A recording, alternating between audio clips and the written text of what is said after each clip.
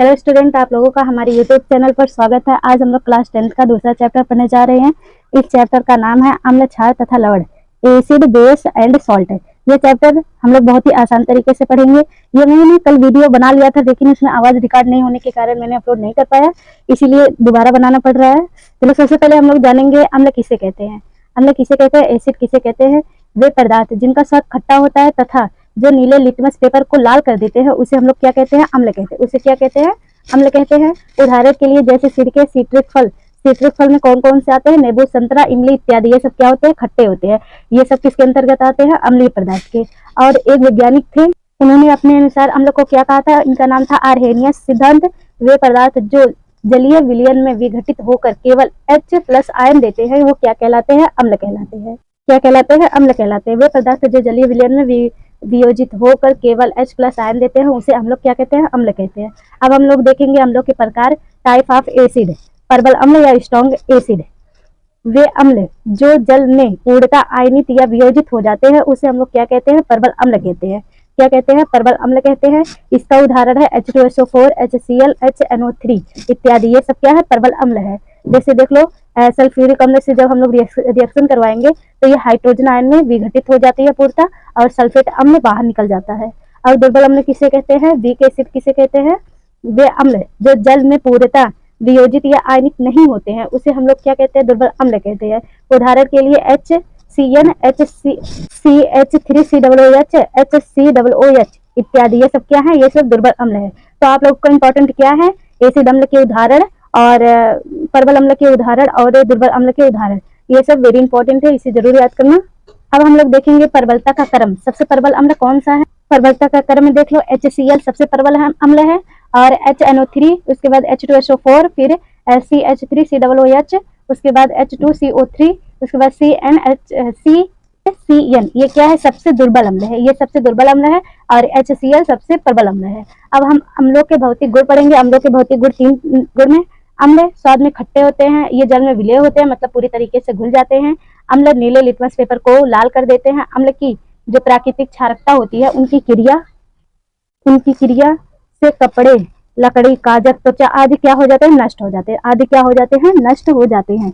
ये सब क्या था, अम्लों के भौतिक गुण थे। क्या है, अम्लों के भौतिक गुण थे। इतना मैं कल ही आप लोगों को पढ़ा चुकी थी, लेकिन इसमें आवाज रिकॉर्ड नहीं होने के कारण उससे मुझे फिर से डिलीट करना पड़ा और फिर से वीडियो बनाना पड़ा।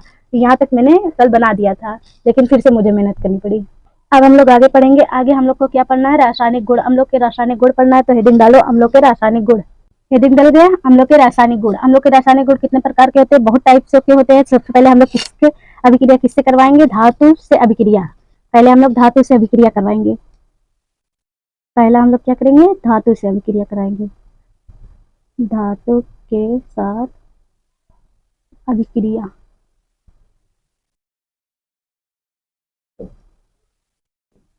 ये हो गया, धातु के साथ अभिक्रिया।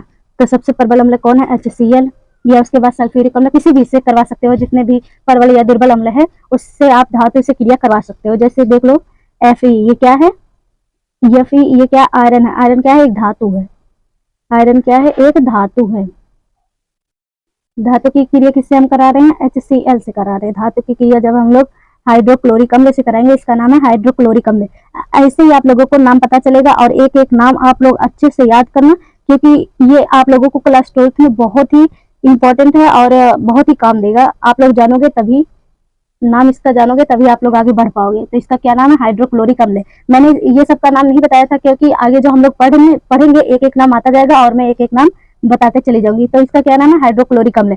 जब हाइड्रोक्लोरिक अम्ल के अभिक्रिया आयरन से करवाएंगे तो क्या बनेगा, फेरस क्लोराइड। क्या बनेगा, फेरस क्लोराइड। फेरस क्लोराइड का सूत्र क्या है, FeCl2। ये क्या है, फेरस क्लोराइड है।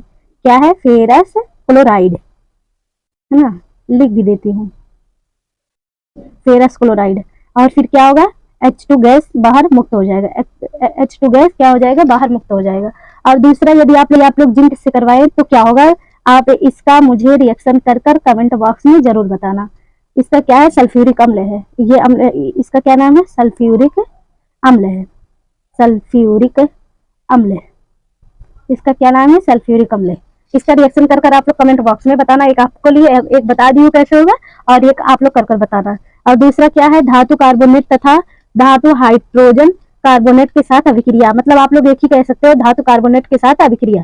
तो हम लोग क्या देखेंगे, दूसरा क्या, बच्चों बार बार माइक ही छोड़ दे रहा है और आवाज रिकॉर्डिंग नहीं हो रहा है, तो यहाँ से फिर से रुक गया, कहाँ से, दूसरे पॉइंट से, इसका जो अभिक्रिया थी दूसरे पॉइंट से रुक गया था, यहाँ से आवाज ही नहीं आ रहा था।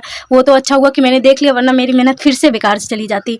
तो फिर से देखो, धातु कार्बोनेट के साथ अभिक्रिया करेगा, तो धातु क्या है, इसमें कैल्शियम है, और कार्बोनेट क्या है, कार्बोनेट है CO3। क्या है, कार्बोनेट का सूत्र क्या होता है, CO3 होता है, और धातु क्या होता है, Ca, मतलब कैल्शियम कार्बोनेट, और अम्ल से अभिक्रिया करेगा क्या, कैल्शियम क्लोराइड, और क्या बनेगा, वाटर बनेगा, CO2 बाहर निकल जाएगा।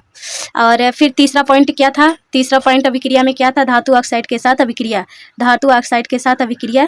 इसमें तीसरा अभिक्रिया क्या है, धातु ऑक्साइड के साथ अभिक्रिया। ये धातु कैल्शियम ऑक्साइड ऑक्सीजन के साथ जब रिएक्शन करेगा अम्ल के प्रेजेंट में, तो क्या बनेगा, कैल्शियम क्लोराइड प्लस वाटर निकलेगा। ये क्या है, कैल्शियम ऑक्साइड है, ये कैल्शियम क्लोराइड है। ये हम लोग रासायनिक अभिक्रिया पढ़ चुके हैं। कितने प्रकार के रासायनिक अभिक्रिया, प्रकार नहीं था इसका, तीन ही प्रकार से अभिक्रिया हुई है। ये धातु के साथ अभिक्रिया, और धातु कार्बोनेट के साथ अभिक्रिया, धातु ऑक्साइड के साथ अभिक्रिया, ये हम लोग पढ़ चुके हैं। अब हम लोग क्या पढ़ेंगे, अम्लों के उपयोग। आज इतना ही करते हैं, क्योंकि बार बार रुक जा रहा है और आवाज़ ही रिकॉर्ड नहीं हो रहा है, तो आज भी टाइम, आज का भी अच्छा नहीं है, तो हम लोग कल पढ़ेंगे, लेकिन इसका उपयोग आज देख लेते हैं, और जो प्रॉब्लम होगा कल मैं सॉल्व कर तभी आप लोगों को पढ़ाऊंगी।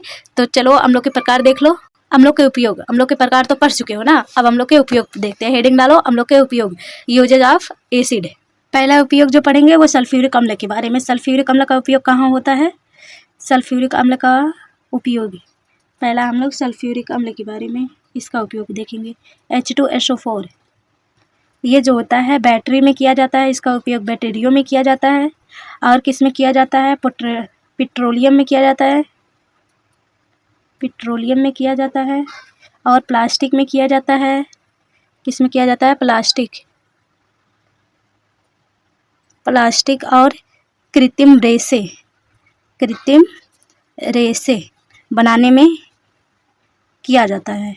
इसका उपयोग कहाँ कहाँ किया जाता है, आदि में किया जाता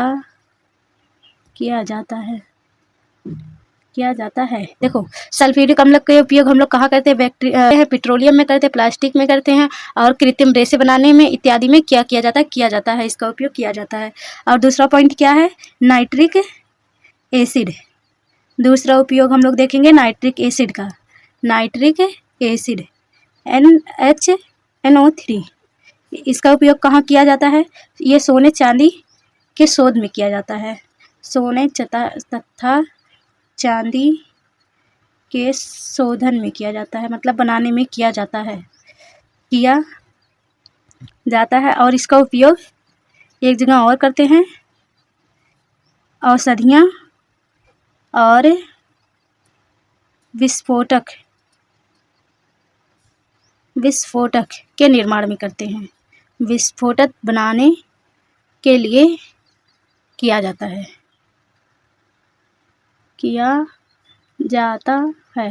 नाइट्रिक अम्ल का उपयोग सोने चांदी के शोध में किया जाता है, और किस में किया जाता है, औषधियाँ विस्फोटक बनाने में किया जाता है, नाइट्रिक अम्ल का। और हाइड्रोक्लोरिक अम्ल का उपयोग, बस इसमें तीन उपयोग दिया गया है, तीन उपयोग आप पढ़ो।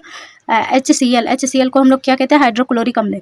इसका उपयोग कहाँ करते हैं, इसका उपयोग वस्त्र उद्योगों में कपड़ा जो होता है उसको रंगीन रंगाने में, और कलई से पूर्ण लोहे की चादरों को साफ करने में किया जाता है।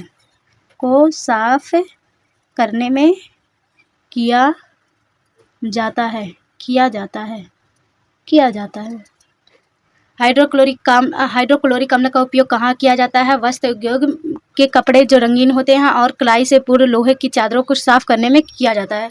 तो सल्फ्यूरिक अम्ल का उपयोग कहाँ करते हैं, सल्फ्यूरिक अम्ल का उपयोग बैटरी और पेट्रोल, प्लास्टिक, कृत्रिम और रेसे बनाने के इत्यादि में किए जाते हैं। नाइट्रिक अम्ल का सोने चांदी का शोध कराने में और किस में किए जाते हैं, औषधि विस्फोटक बनाने में किए जाते हैं। हाइड्रोक्लोरिक अम्ल का ये कपड़े को रंगीन तथा कलई से पूरे चांदी को सोने को चादरों से साफ करने में भी किया जाता है इसका उपयोग। मतलब कोई लोहा है, उस लोहे को जो चादर रहती है, जो परतें रहती है, जो लोहे की जमी होती है, उसको साफ करने में भी किया जाता है। जैसे यदि लोहे को हम लोग धूप में या फिर बाहर रख दे तो उसमें जंग लग जाती है, तो उसको साफ करने के लिए हाइड्रोक्लोरिक अम्ल का उपयोग किया जाता है। तो आज हम लोग यहीं तक पढ़ेंगे, यहीं तक बहुत ही काफ़ी है। आप लोगों को मैं जितना पढ़ाई उतना कल रिविजन कर आना, उसके आगे हम लोग कर पढ़ेंगे। आप लोगों को ये वीडियो देखने के लिए धन्यवाद। जय हिंद, जय भारत।